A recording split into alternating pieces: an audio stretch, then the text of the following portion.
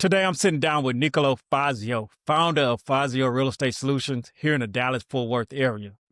Niccolo started out in hospitality, tech recruiting, and finance, and like a lot of people, his life changed during COVID. When his whole team was let go, it became a true sink-or-swim moment.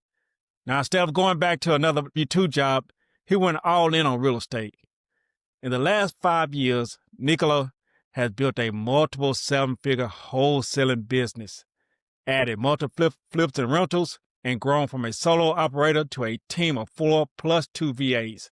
His company runs a strong JV Disposition model, helping wholesalers all over Texas and Florida move deals to serious buyers.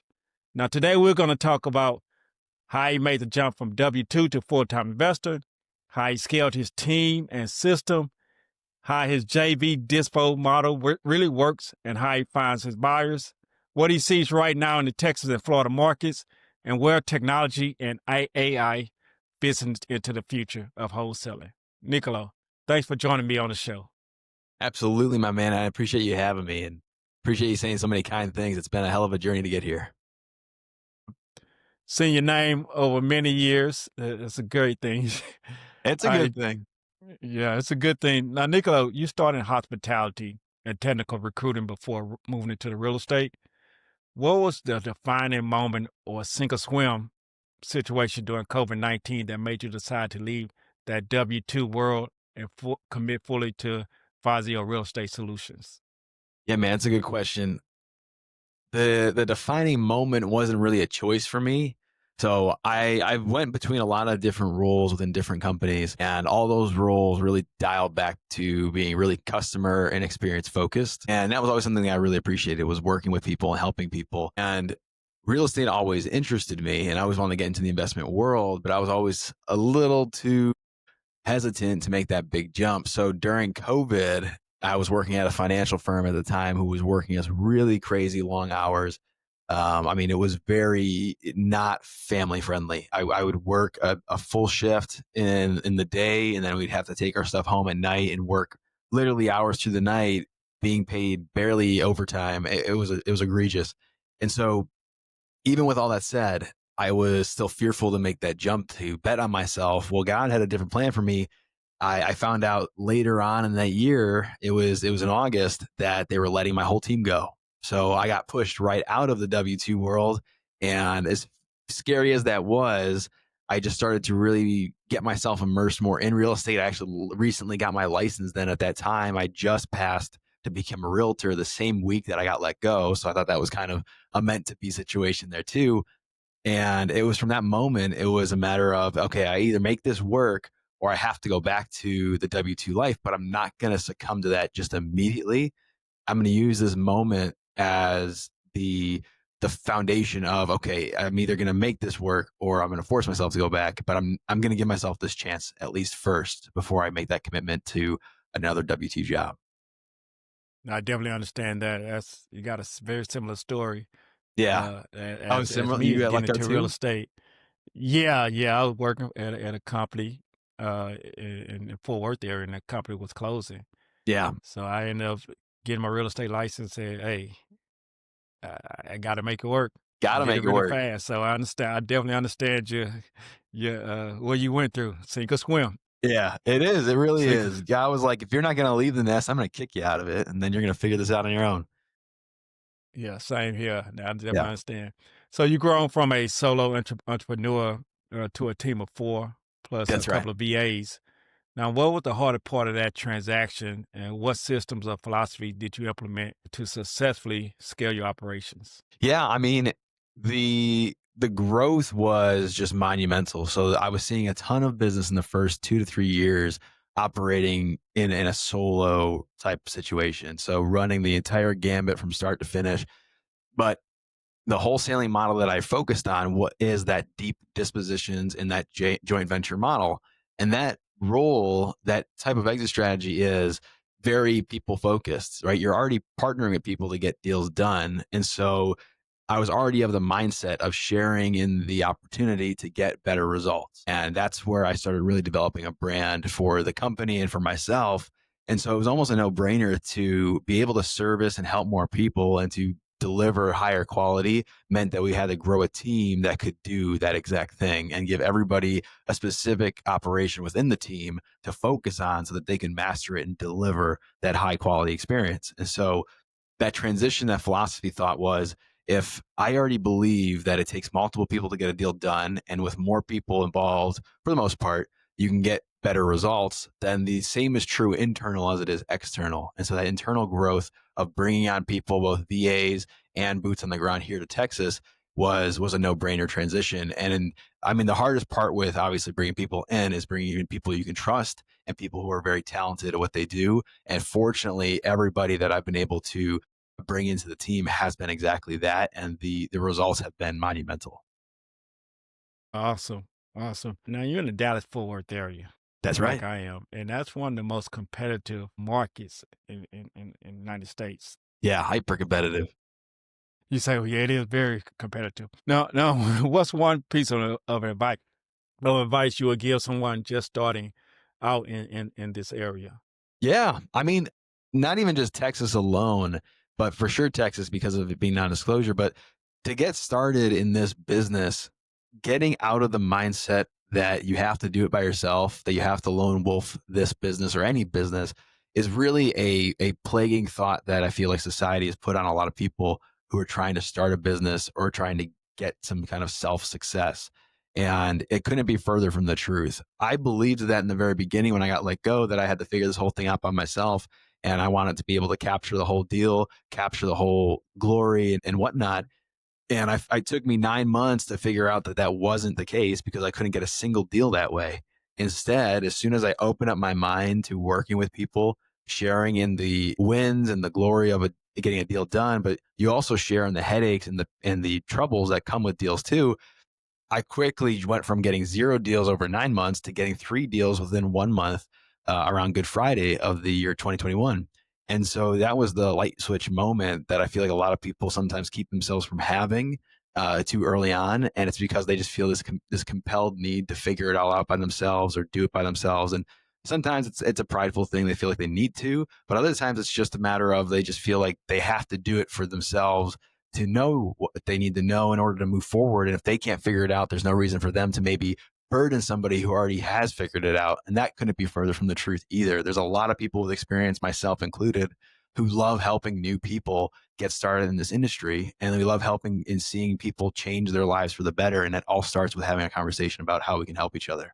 So if I was to give one piece of advice for people starting in Texas or just across the country in this business, it's just reaching out to people who are already doing the business and figuring out how you can add value to one another and get a deal done. And before you know it, it's a domino effect. Yeah. So just to touch back on the mindset of shift from doing it yourself Mm. to getting help. What advice would you give people that's in that mindset of just I need to do it myself versus JVing or getting help from other people? Because it is a mindset It thing. is. It absolutely is. And there's so many like famous sayings behind that concept alone. It's better to get part of a watermelon than the whole grape. And so many people, and myself included, again, for those 9 months, like I said, sit there trying so hard to scrape by just to get that one deal by themselves and get that win. Well, if you just do quick math, even on what that could mean for you, and let's just say you get that one deal in that 1 month or in those 9 months, right? And that one deal was, for simple terms, let's just say $45,000. But over 9 months, you divide that over the 9 months of effort it took you to get that, that's $5,000 per month. At the same time, like I did in this partnership where I squatted up with people to do deals together, we did 3 deals. Those 3 deals in that 1 month brought a total of around 30 to 45,000 as well back to my pocket. That was after all splits were taking into place. So the moral of the story there is, again, you're getting part of that watermelon instead of the whole grape. But it took you 9 months to get 45,000, so 5,000 per month, versus the 1 month we got 45,000, but it was over 3 deals. But now you could probably replicate that a lot easier because you're utilizing more people and you're sharing in talents and you're sharing your weaknesses, and hopefully the other person's talents complement your weaknesses. And so you're able to do more in less time. And so you're actually technically making more money than you would then by yourself. And you have half the stress, which is also a huge benefit. So I would say if you take time to figure out what your time is worth and what you're good at and figure out a way for somebody to complement your faults, that's where it really unlocks for you, because you might hold yourself back from a lot of opportunities just because you don't know better. And somebody could have helped you identify a deal that you passed up on in month 3 when you could have had a deal in month 3, but you didn't know any better. So you kept going, and now you're on month 6 or 7 and you're now in the weeds of trying to get that one. So that would be my kind of long answer to all that, of just, you got to really look at it big picture than just looking at it just on a single deal basis, right? You can't see the picture when you're in the frame. So step back, look at the full picture, and understand that with more people means more opportunities, and you'll probably end up making more money if you just let go of that self need to conquer by yourself. I like that. Great advice. Niccolo, your business primary focus on wholesaling and the JV disposition model. Just for those who are unfamiliar, can you explain what a joint venture dispo model and why it's been the key driver of your multiple 7-figure success? Absolutely. So JV Dispo model is JV being joint venture, and then Dispo is dispositions. So my team, my company focuses on partnering with other wholesalers in the industry, as well as other real estate agents who bring us opportunities that they can't sell naturally on the market. And they work with our team because our team has a network of vetted and identified investor buyers across the state of Texas and Florida. We already know that they buy off-market opportunities. We know that they buy cash and with certain investor type funding, but they know that they can get the deal done, and we know the numbers we can push them to, so that we can get the speed and convenience factor of an investment deal, an off-market investment deal, to match the needs of the seller who we're working with. And so that joint venture model is me working with both experienced and brand new wholesalers who are in this industry looking to get deals under contract, or who have deals under contract but can't get them sold, and helping them find the buyer that best fits their opportunity. And a great way to look at that too is maybe you can go out and you find the neighbor, real estate agent, or somebody who has an investor who's willing to purchase your property. But people work with our team because they want to make sure that they're selling that property for as much as possible instead of just giving it away. And one great example of that, and why this joint venture model is so beautiful, is I had a wholesaler bring me a deal once. It was in Allen, Texas. He had a house under contract. He got it for $200,000, and he was ready to give it to a investor friend of his that was in a meetup community that he was in. He was going to sell it to her for $230,000. So he was going to make $30,000 on the deal. But instead, and we've done a couple of deals before, but he just felt this need that he wanted to try and do the whole cycle by himself. But he double checked with me just in case. He's like, hey, look, I have this deal. I already have a buyer lined up, but we've done so many deals together. We made so much money together. I wanted to check with you and see if you think this is a good deal, and I can at least pay you for your time if you kind of give it your blessing, type of thing. So I take a look at the numbers, and quickly I realize, I'm like, he's leaving a ton of money on the table. And I'm like, look, give the deal to my team just for a couple of days for us to really run some real marketing, get it in front of some serious investors that I know buy in this marketplace, and let me see what results we can produce, because it looks like there's extra opportunity here, but I want to be certain of that. So let me just demo it. And worst case scenario, it doesn't work out, we'll just give you the deal back and you can sell it to that investor that you found. And he said, all right, let's see what happens. He gives us the deal. We put together the marketing really quick. We set up a showing for the next day. We have about 7 or 8 people reach out and go see the property the same day. And by the end of that second day of showings, we had an offer for $300,000 that they were ready to assign the property for. So again, he had it for $200,000. We assigned it for $300,000. He was originally going to sell it for $230,000. So we were able to nearly double his return, because he gave us the chance to, one, utilize the resources we put in place and leverage our skill set on the dispo side to make sure he was maximizing that opportunity. He was willing to let go of an extra $70,000 that he didn't even know existed there, because he simply didn't know. And it was because he didn't know the person to talk to, the right things to leverage when talking to investors, and being able to create the pressure situation of multiple investors in a room that makes them become more competitive. So that's really where this model has really warranted its value to a lot of partners. And at the same time, it caters back to everything I said about the jobs I used to hold before all of this. it's helping people. And I love being able to be a part of somebody's success and their journey. It's really cool to be a part of somebody's first deal because it's usually the life-changing moment that really shifts it for them, their family, their kids. And then being able to help them scale it into something bigger gives a lot of just beauty to the industry of seeing people succeed and win together. It's awesome. I like that story actually. Yeah, I Uh, appreciate it. Great explanation. And when we talked, you mentioned that about 95 to 98% of buyers of your buyers are investors or realtors. What are the most effective strategies you use to consistently source and connect with these high volume buyers?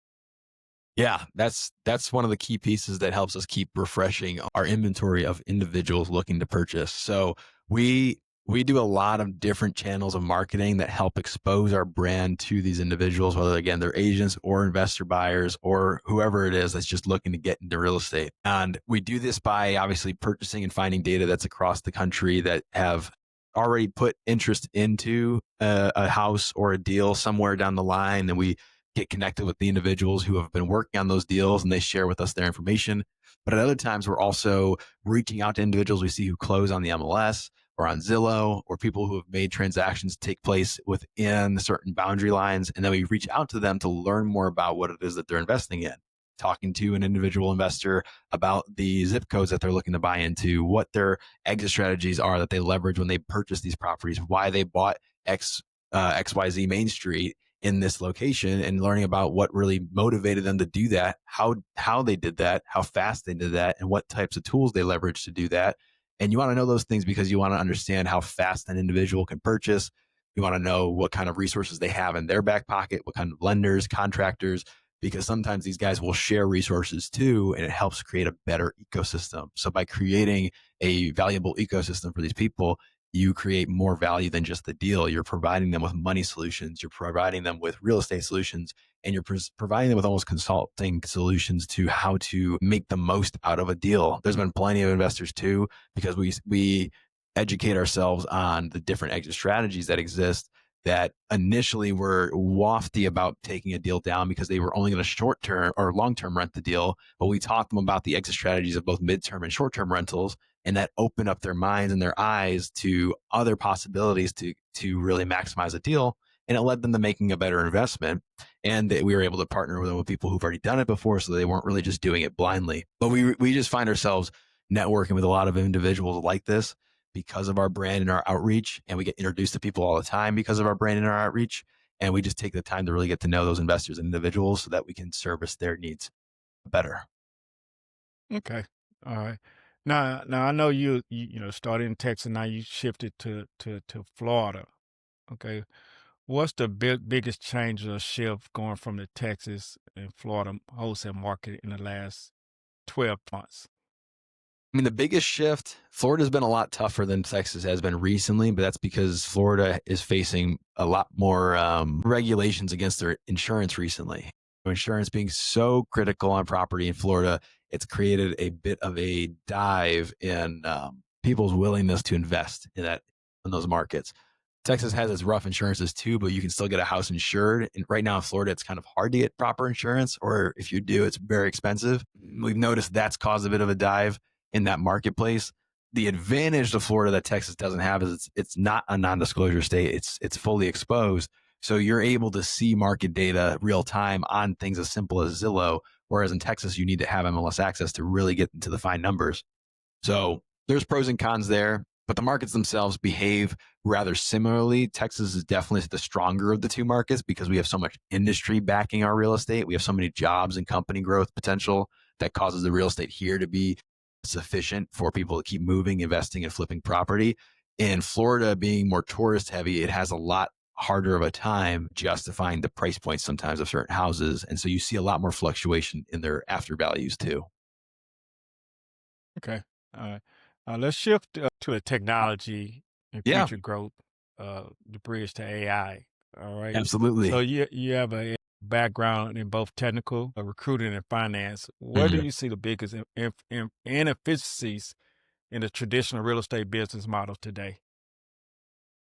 I mean, the biggest inefficiencies that I've noticed from the operations that we currently have and just ideas that we've had about future growth is one, facing the internal structures of a company. So the abundance of administrative tasks that plague most businesses, especially that are operating at a high level, becomes so overbearing that it keeps everybody from being able to get into like their highest and best use.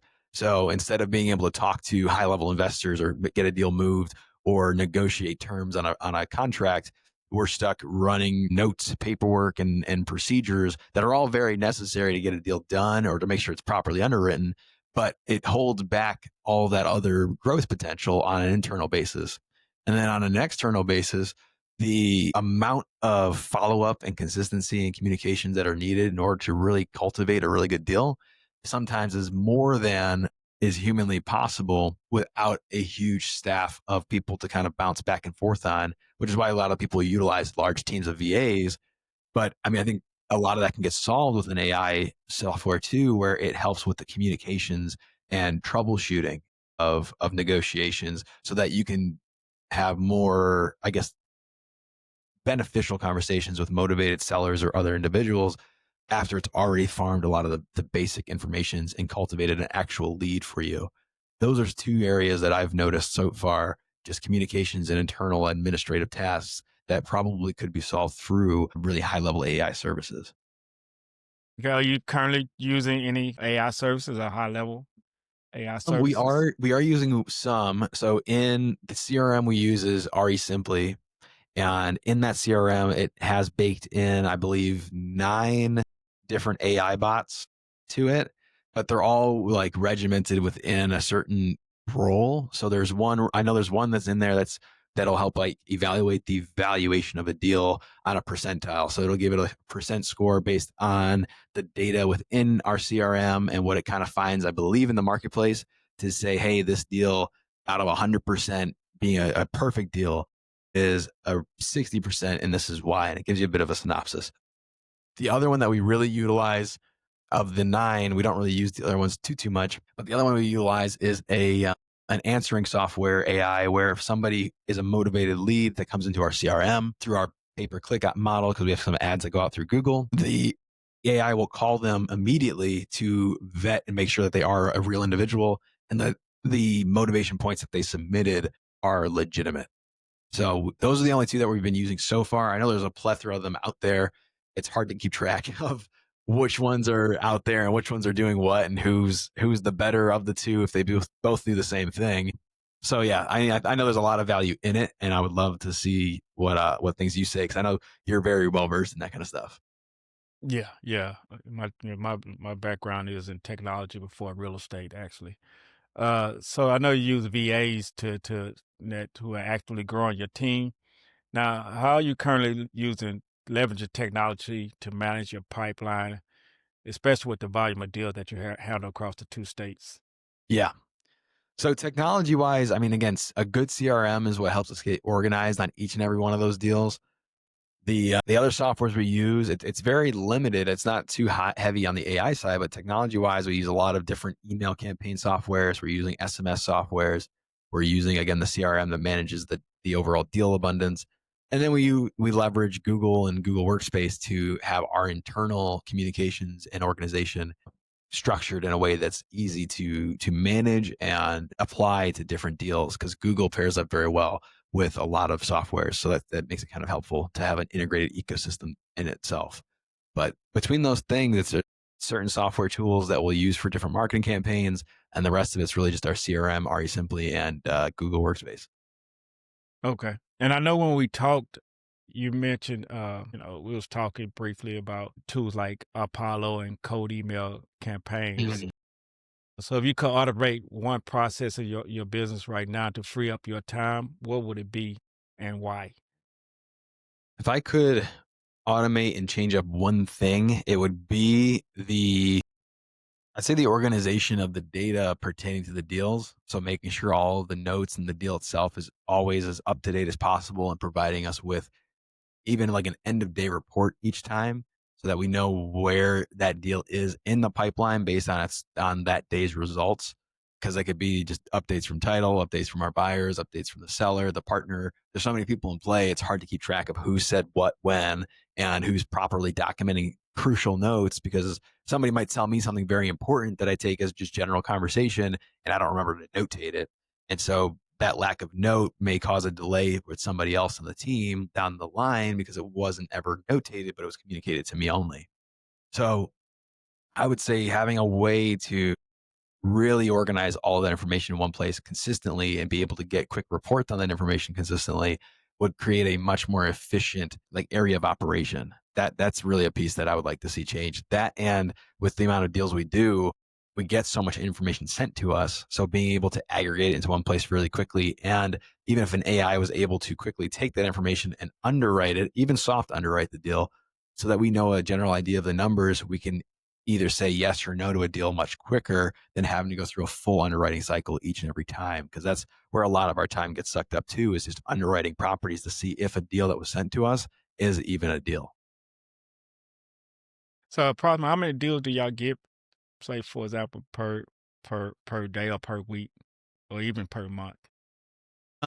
Well, perspective right now in our transaction pipeline, which is we have the deal under contract, we have a joint venture agreement put together with somebody, or we have our own contract under contract. We currently have 63 deals in that pipeline. And then we have about 100 and some leads that we're currently working on at this given time. And so that's combined, then we're looking at like almost 220. That being said, on a daily basis, we probably get between 5 to 10, if not more deals. I would say maybe upwards at least 10 per day that come in that need to be underwritten, or just at least have the data organized in a way that we could justify, is it worth underwriting, or is this like an opportunity that we could get ourselves into?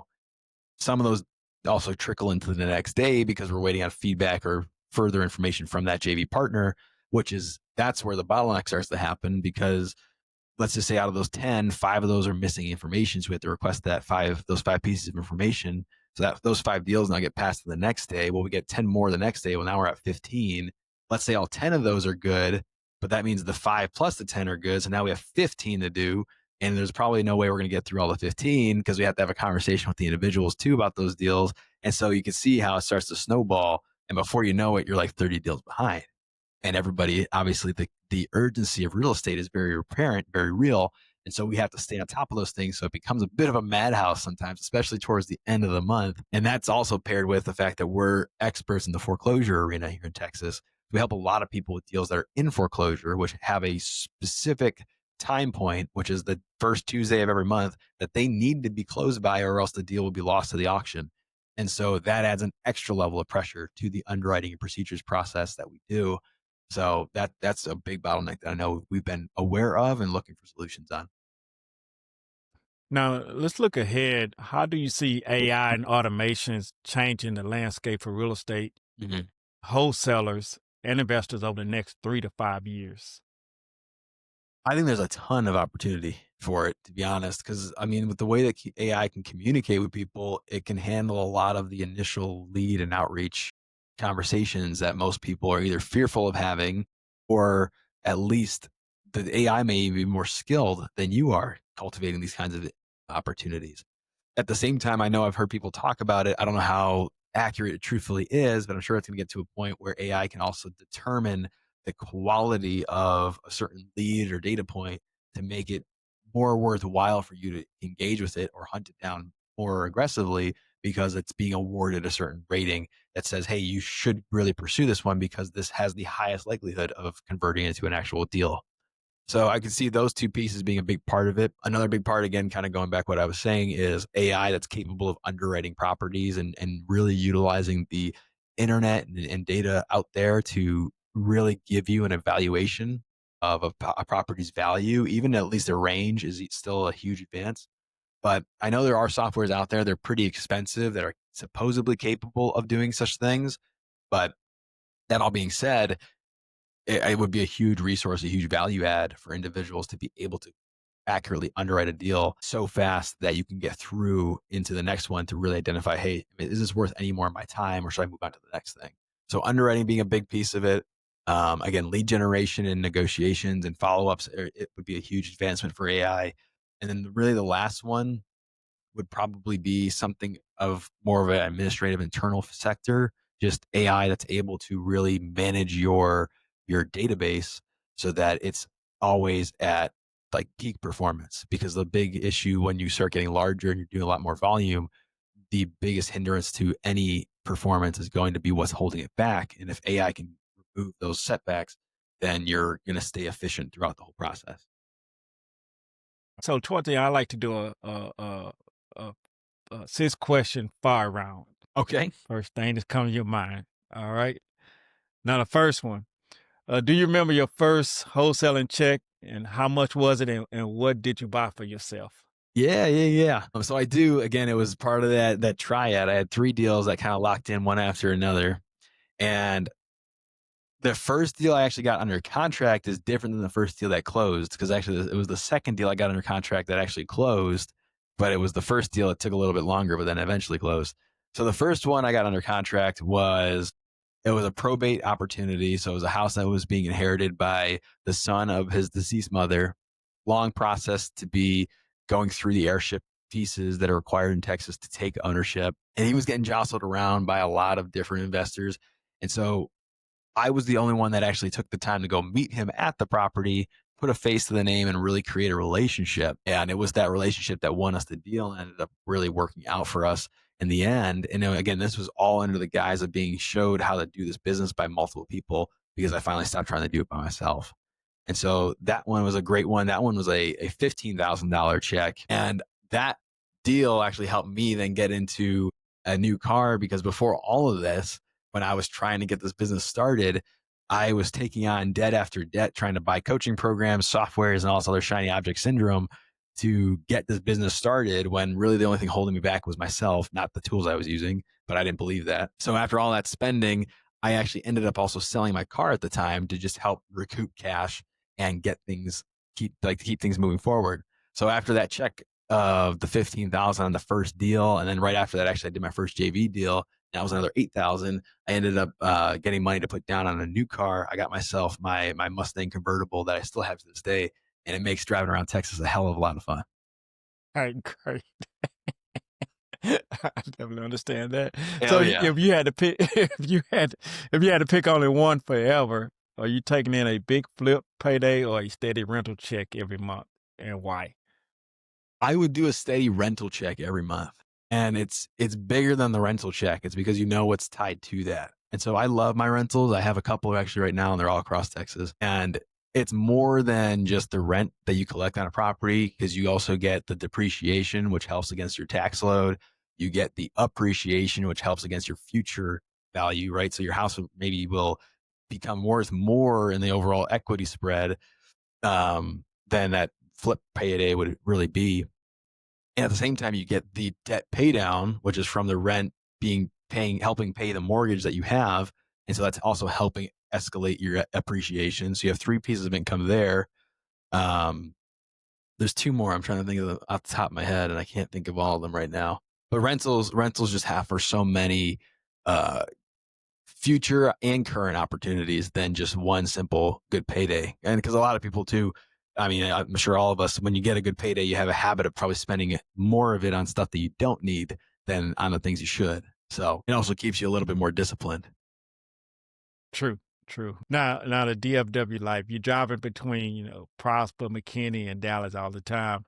So what's your go-to podcast or music in the car, in that long car drive? It depends. So when I have the top down, it's hard to hear a good podcast. So that's usually more of a music thing. And I'm a bit of an old soul, so I like to listen to my Frank Sinatra and like Dean Martin, things like that, the old Rat Pack. But on podcasts, God, there's been so many of them recently that I've been recommended. I just haven't put the time into them. Trying to remember a good one though. Honestly, a couple of things I've been doing have been more like audiobooks versus podcasts. And one in particular, 2 that actually recently just listened to again, being How to Make Friends and Influence People by Dale Carnegie. Great book. And the other one, I can't remember the author, but it's the 4 Agreements. Very short book, but very powerful 4 messages that really teach you how to harness your inner self to not be affected in manipulated by the outer world. Okay. All right. I'm about to check out the 4 Agreements. Yes, it's an I don't excellent know book. about It's a Dale really small Carnegie. book. You can read it fast too. Yeah. All right. Great. Now, after a long day on appointments, Mhm. after your long day, are you grabbing tacos, pizza, or a burger, or anything else, and from where? Yeah. Depends on where those appointments are because I have like little hot spots I'll go to, but the go to that usually ends up being the case is pizza, and it's from Italy down in Dallas. I don't know if you've ever been to Italy, but it's right in the mall. In It's North in Park? University Park or North Park. Yeah, Yeah. Yeah. phenomenal place. Everything. Again, I mean, you see my name, authentic Italian foods that are imported from Italy. So the food's great, quality of the food's great. And it's always a good experience. You could spend a whole day there easily. And they have breakfast, lunch, and dinner in there. So you literally could be there all day.